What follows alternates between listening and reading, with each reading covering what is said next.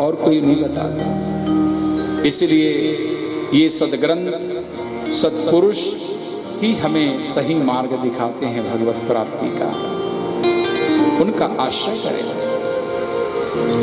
महाराज सुध जी बड़े प्रसन्न हुए और कहा, महाराज आप समस्त मुनीश्वरों को मैं प्रणाम करता हूँ। भक्त्योग वर्धनम यच्च कृष्ण संतोष हेतुकम। भगवान श्री कृष्ण के चरणारविंद में भक्ति को बढ़ाने वाली और भगवान को परम संतोष प्रदान करने वाली कृष्ण संतोष हेतुकम। हमारे बिहारी जी भागवत कथा को जब कोई बाँचता है या जो आयोजन करता है तो मेरे बिहारी जी जो इस कथा को सुनता है उस पर बिहारी जी की बड़ी कृपा होती है। उन पर भगवान बड़ी कृपा करते हैं। भगवान बड़े प्रसन्न होते। कृष्ण संतोष हेतुकम। संतोष माने भगवान प्रसन्न होते हैं। भगवान कृष्ण को यदि प्रसन्न करना है तो उन्हीं की जो स्वरूप वांगमय स्वरूप है श्रीमद् भागवत, उसका वाचन करना चाहिए, उसका श्रवण करना चाहिए।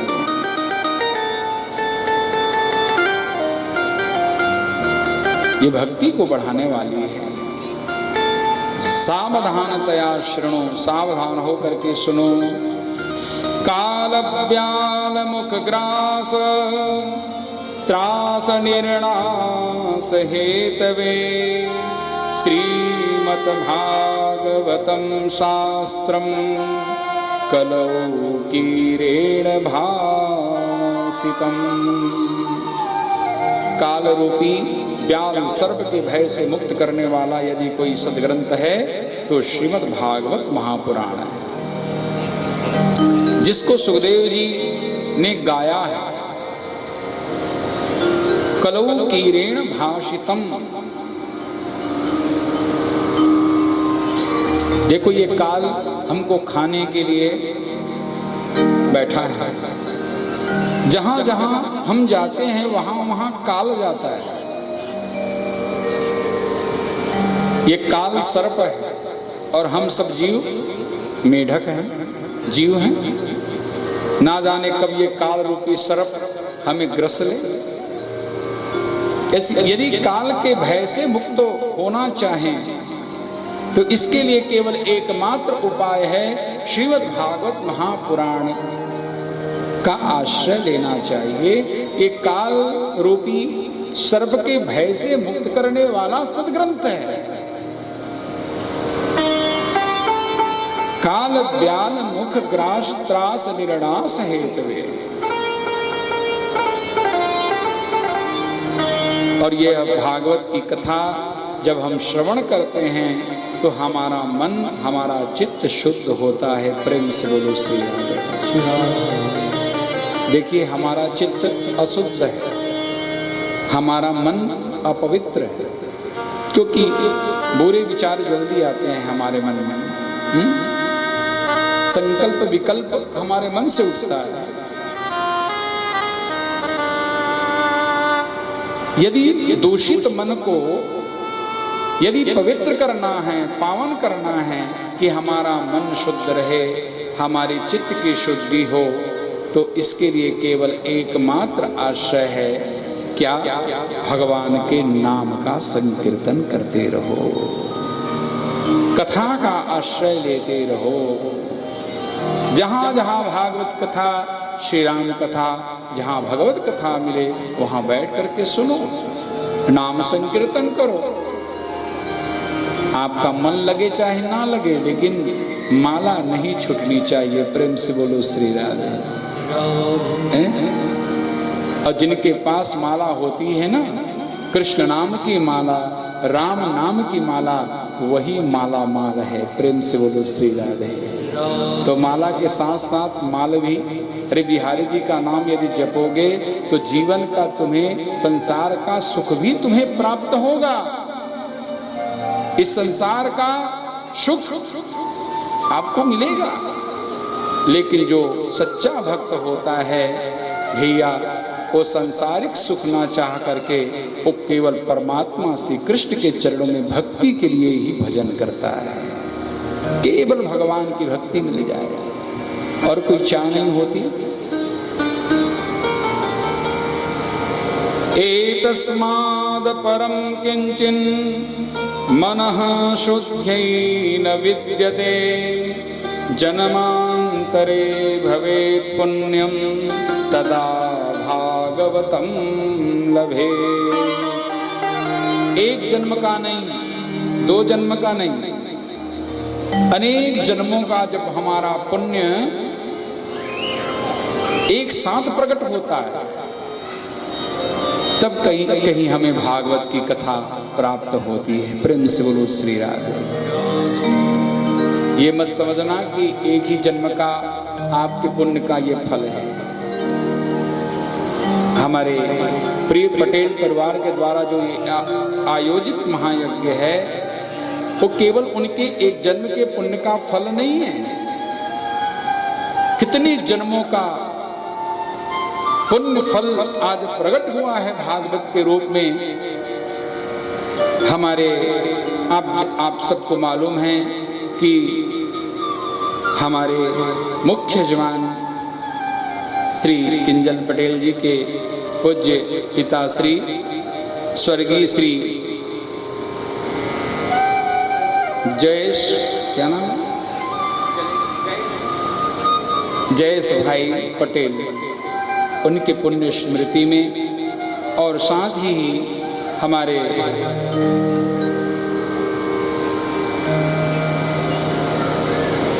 जो यजमान जी के जो दादाजी हैं, हमारे श्री रसिक भाई जी के स्वर्गीय श्री डाया भाई पटेल, और साथ ही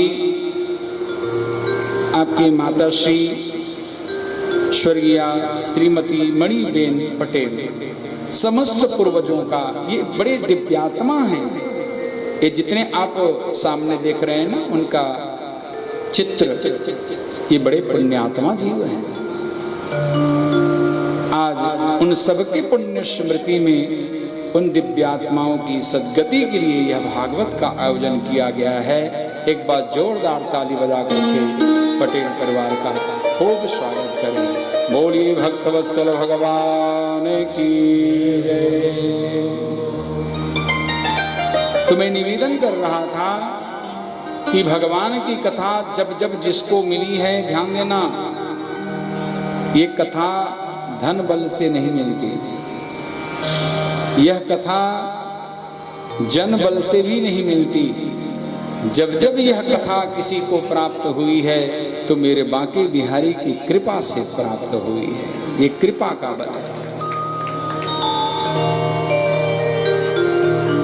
जन्मांतरे भवेत् पुण्यं तदा भागवतं लभे। शुकताल में महाराज सुखदेव जी परीक्षित जी को कथा सुनाने जा रहे थे। ध्यान से सुनना, कथा प्रारंभ होने ही वाली थी। उसी समय देवताओं ने क्या किया, स्वर्ग से अमृत का घड़ा लेकर के आए और सुखदेव जी को प्रणाम करके कहा कि भगवान, यह स्वर्ग का अमृत हम महाराज परीक्षित जी के लिए लेकर के आए हैं। हमें पता चला है कि 7वें दिन तक्षक सर्प के डसने से इसकी मृत्यु होगी, तो हम चाहते हैं स्वर्ग का अमृत महाराज परीक्षित पी ले, अमर हो जाएंगे, तक्षक का डर नहीं रहेगा, लेकिन बदले में आप हमें भागवतामृत पिला दीजिए। महाराज सुखदेव जी ने देखा, वाह देवताओं, तुम लोग तो बड़े ठगिया हो, बड़े स्वार्थी हो। देखो, स्वार्थियों में सबसे पहला नाम आता है तो देवताओं का नाम आता है। प्रेम से बोलो श्री राधे। सुर नर मुनि सबके यह रीति, स्वार्थ लाग करे सब प्रीति। भागवत में लिखा है, स्व कार्य कुशला सुरा। अपने कार्य करने में देखो, ये बड़े कुशल होते हैं, बड़े स्वार्थी होते हैं। सुखदेव जी ने फटकार लगाई, कहा कि देवताओं यदि कथा सुननी ही थी तो इतने श्रोता बैठे, कहीं पर भी बैठकर कथा सुन सकते थे। ये अदला बदली करने की क्या जरूरत है? स्वर्ग का अमृत देकर भागवतामृत को तुम खरीदना चाहते हो? तुम्हारा स्वर्ग का अमृत कांच का टुकड़ा है और यह भागवतामृत मणि है, मणि।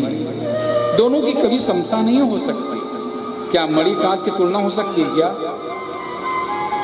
कि आप किसी को कांच पकड़ा दो और बदले में मणि ले लो, कोई देगा अपने मणि को? सुखदेव जी ने कहा कि यह भागवतामृत कृष्ण कथा तो मणि है और तुम्हारा स्वर्ग का अमृत कांच का टुकड़ा है, इसकी बराबरी नहीं हो सकती। क्व सुधा क्व कथा लोके क्व कांच क्व मणिर्महान ब्रह्मरातो विचार्येवं तदा देवांजहासः। फटकार लगाई देवताओं को, भागो यहां से, तुम लोग भागवत के अधिकारी नहीं हो। अभक्तांस्तांस विज्ञाय न ददौस कथामृतम। देवताओं को अभक्त जानकर सुखदेव जी ने भागवत कथा नहीं सुनाई। प्रेम से बोलो श्री राधे। यह भागवत की कथा देवताओं को भी दुर्लभ है, सुराणामपि दुर्लभा। वह कथा आप लोगों को सुलभ हो रही है, ये मेरे बिहारी जी की कृपा है।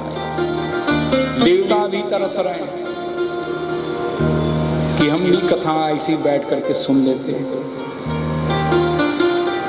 जैसे आप लोग बैठ करके कथा सुन रहे हैं ना, ऐसी देवताओं को सुनने को कथा नहीं मिलती, वो तरसते रहते हैं। एक मानव शरीर है, हम मानव शरीर से हम देवता बनना चाहते हैं कि हमको स्वर्ग मिल जाए, स्वर्ग का सुख मिल जाए, लेकिन स्वर्ग के देवता चाहते हैं हमको मानव शरीर मिल जाए। प्रेम से बोलो श्री राम। देवता चाहते हैं हम मानव बन जाएं। अच्छा, मानव क्यों बनना चाहते हैं? देवता चाहते हैं कि हम मानव बनकर जाएंगे भूतल पर, मृत्यु लोक में, तो फिर हमें भगवान की कथा सुनने को मिलेगी, सत्संग मिलेगा, है? ऐसा सुख, ऐसा आनंद कहाँ मिलेगा? इसलिए देवता चाहते हैं कि हम मानव बने। बड़े भाग मानुष तनु पावा, बड़े भाग मानुष तनु पावा, बड़े भाग मानुष तनु पावा, बड़े भाग मानुष तनु पावा। सुर दुर्लभ सब ग्रंथ निगावा, सुर दुर्लभ सब ग्रंथ निगावा, सुर दुर्लभ सद ग्रंथ निगावा, सुर दुर्लभ सद ग्रंथ निगावा। बड़े भागे मानुष तनु पावा, बड़े भागे मानुष तनु पावा। साधन धाम मोक्ष कर द्वारा, साधन धाम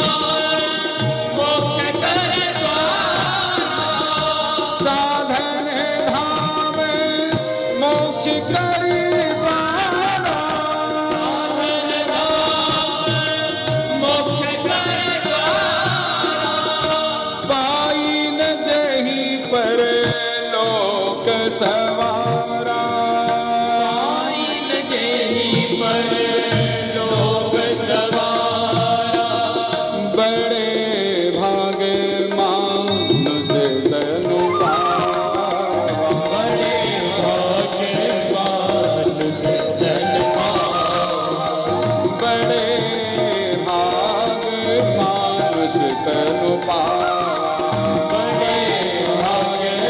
मानुष तनु पावा, मानुष तनु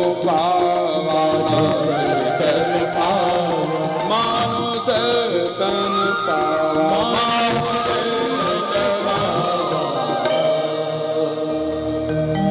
तो देवता चाहते हैं हमें मानव शरीर मिले, और हम क्या चाहते हैं कि हमें स्वर्ग मिले।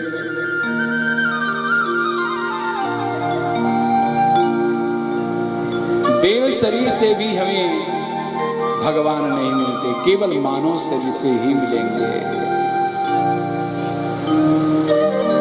वहां तो केवल स्वर्ग की संपदा, स्वर्ग का वैभव, सुख मिलता है स्वर्ग में देवता बनने के बाद। लेकिन मानव शरीर प्राप्त करने के बाद ध्यान देना, इस शरीर के द्वारा हमें प्रभु की प्राप्ति होती है। ये नर से नारायण की यात्रा है। प्रेम से बोलो श्री राम। ये मानव शरीर नर से नारायण की यात्रा, नर से हमें नारायण को प्राप्त करना है। और ध्यान देना, नर में ही नारायण है, नारायण कहीं और नहीं है, नर में ही नारायण है। हर जीव में नारायण का दर्शन करो, परमात्मा का दर्शन करो। परमात्मा कहते हैं मैं ही मैं हूं, दूसरा कोई और नहीं है। जहां भी देखो मैं ही मैं हूं। तो मानव शरीर से प्रभु की प्राप्ति संभव है। देवताओं को फटकार लगाई सुखदेव जी ने। देवता पहुंचे ब्रह्मलोक, शिकायत करी ब्रह्मा जी से, कहा महाराज क्या हमें भागवत सुनने का अधिकार नहीं? सुखदेव जी ने तो हमको फटकार लगाकर भगा दिया। ब्रह्मा जी ने कहा भैया जरा देखते हैं भागवत की क्या महिमा है। परीक्षित जी 7 दिन कथा सुनने के बाद उसको क्या फल प्राप्त होता है। 7 दिनों तक परीक्षित जी जब भागवत कथा बड़े भाव से सुनते रहे सुखदेव जी के मुखारविंद से, अंत में राज्ञो मोक्षम तथा वीक्ष्य पुराधातापि विस्मितः सत्यलोके तुलां बद्ध्वा तोलयत् साधनान्यदः। परीक्षित जी को मुक्ति मिल गई 7 दिनों में। उनकी दिव्यात्मा भगवान कृष्ण में जाकर के समाहित हो गई। ब्रह्मा जी को बड़ा आश्चर्य हुआ। ब्रह्मा जी ने तराजू मंगाई ब्रह्मलोक में, और देवताओं के सामने ही एक पलड़े पर जितने धर्मशास्त्र थे, साधन थे, सबको रख दिया, और दूसरे पलड़े पर श्रीमद् भागवत जी को रख दिया। तराजू का 2 पलड़ा होता है ना, तो एक पलड़े पर भागवत जी को रख दिया और दूसरे पलड़े पर समस्त धर्म शास्त्रों को, समस्त साधनों को रख दिया। लेकिन जिस पलड़े पर भागवत जी रखी हुई थी वह पलड़ा भारी पड़ गया। बोलिए श्रीमद् भागवत महापुराण की जय। क्यों? इसका उत्तर देते हैं सूर्य जी। मेनिरे भगवत रूपम शास्त्रम भागवतम कलो पठनात् श्रवणात् सद्यो वैकुंठ फलदायकम्। ये साक्षात भगवान श्री कृष्ण का स्वरूप है। ये कोई साधारण पुस्तक नहीं है। ये ऐसा ग्रंथ है जो ग्रंथियों को छुड़ाने वाला है। ये ऐसा शास्त्र है जो कृष्ण से मिलाने वाला है। ये ऐसा सदग्रंथ है जो भगवान का दर्शन कराने वाला है, भगवान के लोक को प्रदान करने वाला है। जो इसका पाठ करेगा, श्रवण करेगा, पठनात् श्रवणात्, प्रेम से बोलो श्री राम। पठनात् मतलब पढ़ना, और श्रवणात् माने यदि पढ़ ना सको तो सुनो, प्रेम से बोलो श्री राधे। यदि सुन नहीं सकते तो फिर पढ़ो। वो कैसा सनातनी जो श्री रामचरितमानस का पाठ ना करे, वो कैसा सनातनी जो भगवत गीता का पाठ ना करे, वह कैसा सनातनी है जो तुलसी की सेवा, गौ की सेवा, संत सेवा, ब्राह्मण सेवा ना करे, वो कैसा सनातनी है जो भगवान की कथा को श्रवण नहीं करता है। इसलिए हम सनातनियों को ध्यान देना, अपने अपने घर में शुद्ध ग्रंथ रखें। सबके घर में मानस का ग्रंथ हो। मानस समझ गए? श्री रामचरितमानस। तो केवल ऐसा नहीं कि लाल अवस्था में उसको ऐसे लपेट करके रख दिए अलमारी में, बस 2 अगरबत्ती घुमा दिए, हो गई पूजा, ऐसा नहीं। उसको पढ़िए, ये हमारा जीवन दर्शन है।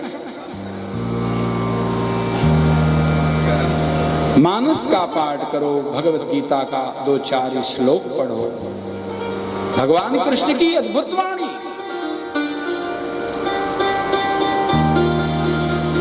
ऐसा गीत कहीं नहीं।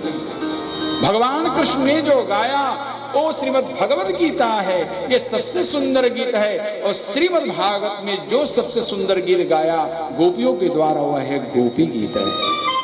इससे बढ़कर कोई गीत है ही नहीं।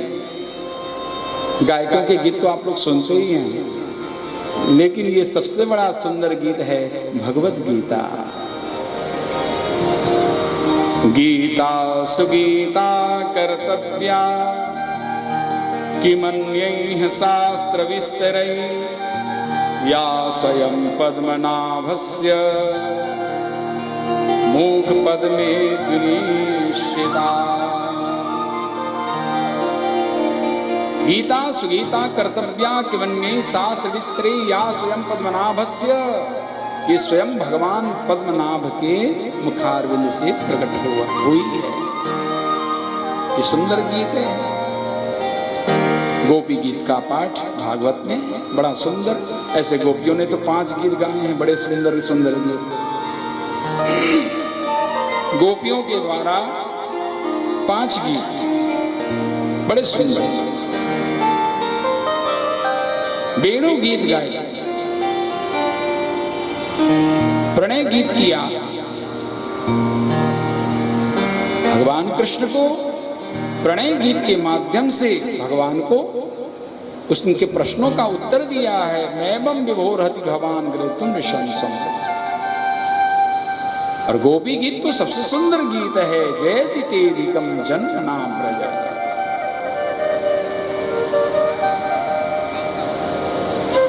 भ्रमर गीत गोपियों का बड़ा सुंदर गीत है। भागवत में मधुकितो बंधो मां स्पृशांघ्रिं सपत्न्या।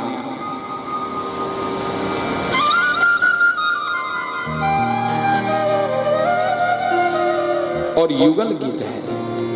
2 गोपियों की जहां चर्चा हुई है, कृष्ण के उनके स्वरूप माधुर्य सुंदरता का जहां वर्णन किया है, 2 गोपियों ने चर्चा की है। इसको कहते हैं युगल गीत। तो गोपियों ने ये 5 गीत गाए। और श्रीमद् भगवत गीता तो भगवान कृष्ण का अद्भुत गीत है। इसको गाते रहो, इसको सुनते रहो।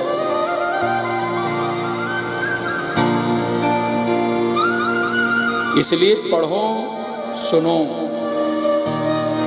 हर हिंदुओं के घर में मानस का पाठ होना चाहिए, तुलसी की सेवा होनी चाहिए, गंगा जी का सेवन होना चाहिए। भगवान शंकराचार्य कहते हैं कि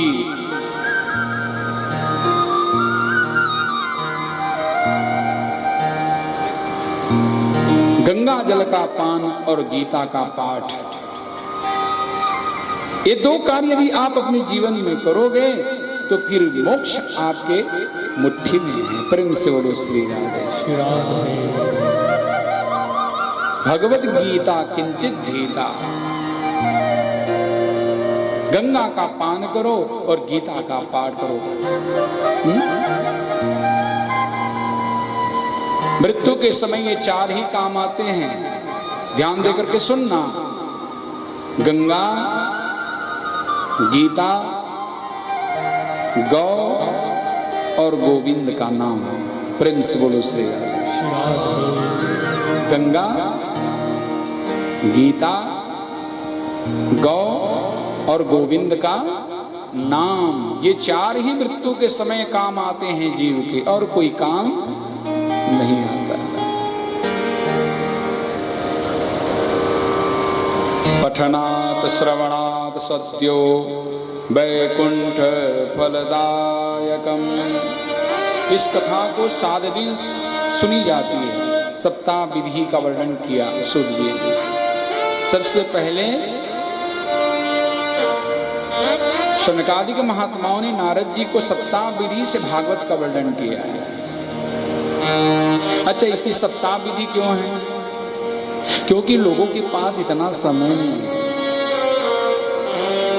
किसी को भी पूछो भैया चलो कथा सुनने, कहते क्या करें, फुर्सत नहीं, समय नहीं।